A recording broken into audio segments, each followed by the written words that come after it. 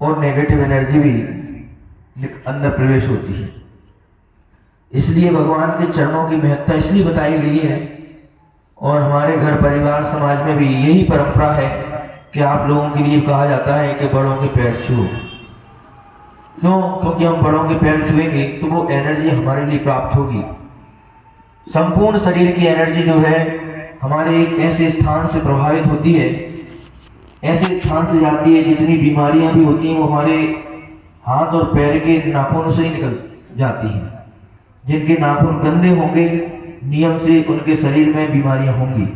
इसलिए अपने हाथ पैर की भी सफाई रखो।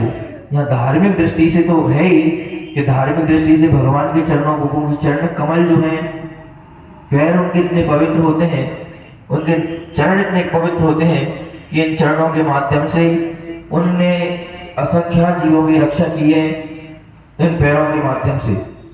अगर दिगंबर साधु अगर पैदल नहीं विहार करता है तो कितने सारे जीव जो आप लोगों के द्वारा गाड़ियों से मारे जाते हैं, इतने सारे जीवों की रक्षा कौन करते हैं?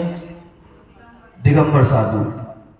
दिगंबर साधु कुछ करे भी ना, शांति से बैठा रहे, धर्म ध्यान करता रहे, तो उसके असंख्यात गुणी कर्मों की निर्जरा इतना पुण्य की प्राप्ति किससे हो रही है? कितना आरंभ सारंभ बच गया, कितने कपड़े बच गए, कितना पानी बच गया, कितना अन्न बच गया, कितनी सारी चीजें प्रकृति के लिए भी धार्मिक दृष्टि से और समाज की दृष्टि से और राष्ट्र की दृष्टि से दिगंबर साधु एक उपकारी होता है। अगर हम लोग गाड़ी का भी उपयोग करते रहते तो नियम है कि गाड़ी का उपयोग करते रहते तो कितने सारे जीवों की जो रक्षा होना चाहिए वो रक्षा नहीं हो पाती। इसलिए पैदल विहार करते हैं जीवों की रक्षा करते हुए, देखते हुए। आप लोगों के लिए भी कहा कि हाथों के नाखून जो होते हैं, उन हाथों के नाखून में अगर मल रहेगा तो हमारे अंदर जो एनर्जी जाना है वो मल के माध्यम से शरीर में अंदर प्रवेश करेगी, तो हमारे इधर बीमारियां होंगी। इसलिए अपने हाथ पैर को एकदम साफ रखा करो, कोई गंदगी न रखा करो जिससे हमारे अंदर बीमारियां ना हो। 2-3 रीजन होते हैं। एक तो यही बता दिया आपके लिए कि हमारे इधर एनर्जी आना और एनर्जी जाना। दूसरा है कि इन पैरों की पूजन इसलिए की जाती है, दिगंबर साधु की पैरों की पूजन इसलिए की जाती है, उनका गंधोदक इसलिए बनाया जाता है कि इन पैरों से इतने सारे असंख्यात जीवों की रक्षा हुई है। ये पैर तो बहुत पवित्र हैं, और इन पैरों को पवित्र हैं तो हम इन पैरों की रज को अपने मस्तक पे धारण कर लें तो कम से कम धन्य हो जाएंगे।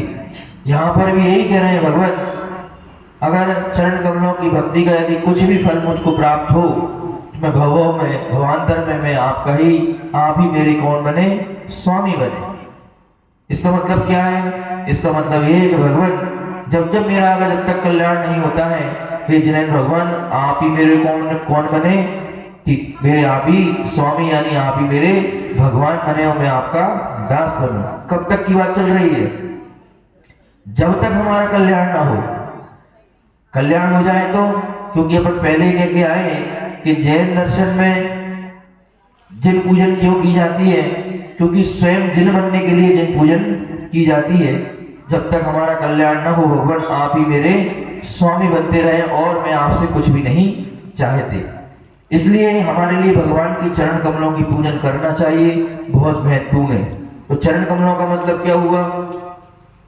तो चरण कमलों के माध्यम से यह है कि पूरे शरीर में जो भी गुण है वो चरणों के माध्यम से हमारे अंदर प्रवेश कर